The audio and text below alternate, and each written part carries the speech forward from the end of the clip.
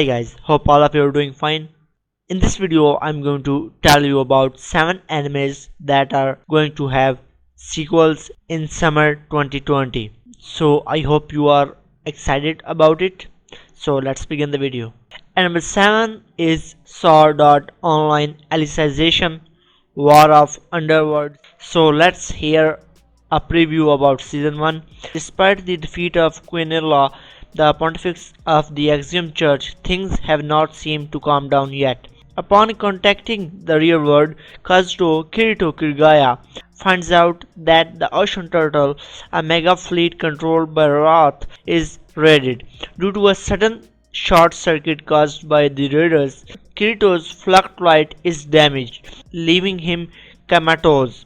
Feeling insecure about the people at the Axiom Church, Alice brings the unconscious Kirito back to their hometown, disregarding her banishment due to an unsolved crime.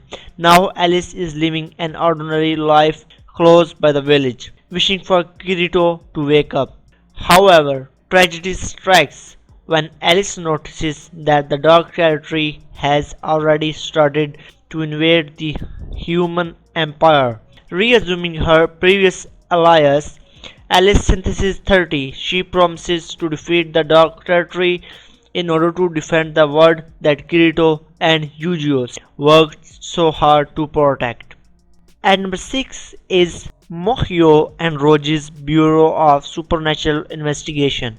It follows a young genius magical law executor Toro Muhyo and his assistant Jiro Kusano as they track and find ghosts, then send the spirits to heaven or hell depending on the account of their lives in his magical law book. Are you a victim of unwanted spirit possession?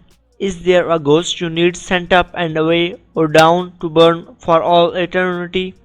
If the answer is yes, then you need Muhyo and Roji, experts in magic law. Serving justice to evil spirits is their specialty. This is a funny yet slightly scary show. The characters are lovable and funny, having mystery about them. This is a fun anime to try. Like you guys, I'm also excited about season 3 of Danmachi.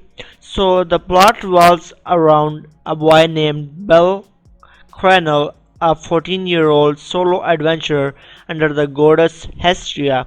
As the only member of Hestia Familia, he works hard every day in the dungeon to make ends meet while seeking to improve himself. He looks up to Ice Wallenstein, a famous and powerful swordswoman who once saved his life and with whom he fell in love. He is unaware that several other girls, deities, and mortals alike also develop affection towards him, most notably Hestia herself. Yes, there are some typical cliches, but it has a lot of good characters development. He actually grows on his own at times but needs help from the ladies. And number 4 is the irregular at Magic High School visitor arc. Shiba Miyuki's classmate Kitayama Shizuku is on her way to study abroad.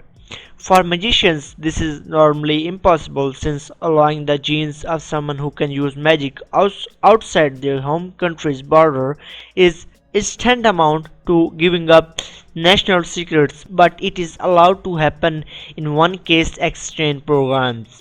And that's how Angelina Kudo Shields has arrived in Japan from the USNA to study at First High.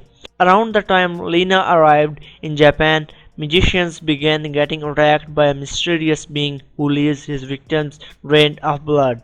Will Tatsuya be able to discover the identity of the vampire? This anime is pretty cool. The main character is a total badass who never loses his cool. The story is good enough. I like how everyone underestimates the main character. Haikyuu is an amazing anime about volleyball, and this revolves around Shoyo Hinata, who isn't a very large guy but he has got huge ambitions. Ever since seeing a small player score in a national championship, he has been determined to become the next big thing in high school volleyball. Unfortunately, the one time he was able to pull enough players together to form a team in the junior high, they were completely thrashed in their first and only match against a team led by up-and-coming setter Tobio Kageyama, now enrolled at the same high school where his idol once played. Shoyo's finally going to get his shot to join and play with a top team. There is just one problem. Tobio Kageyama decided to attend the same school and is already considered one of the best players in the game. Can a kid out of nowhere hold his own against the king of the court, or could the rivalry and the competition actually be the best thing for both of them? Well, honestly, I should tell you that this is the greatest sports genre anime that you will ever. I know that there are many sport genre animes, but none has managed to reach the stage that where this anime is standing. So I hope you guys will enjoy. And number two is Fire Force. Tokyo is burning and the citizens are mysteriously suffering from spontaneous human combustion throughout the city. Responsible for snuffing out this inferno in the Fire Force, and Shinra is ready to join their fight. Now, as part of the Company 8, he'll use his devil's footprint to help keep the city from turning to ash, but his past and a burning secret behind the scenes could set everything ablaze. It's a very great anime with great storyline, and the animation is absolutely great. And number one is Raise Zero, starting life in another world. I know you guys all are excited about it. Honestly, I should tell you that this is one of the few animes that actually gave me goosebumps. Natsuki Subaru, an ordinary high school student, is on his way home from the convenience store when he finds himself transported to another world, and he is lost and confused in a new world where he doesn't even know left from right. The only person to reach out to him was a beautiful girl with silver hair. Determined to repay her somehow for saving him from his own despair, Subaru agrees to help the girl find something she is looking for.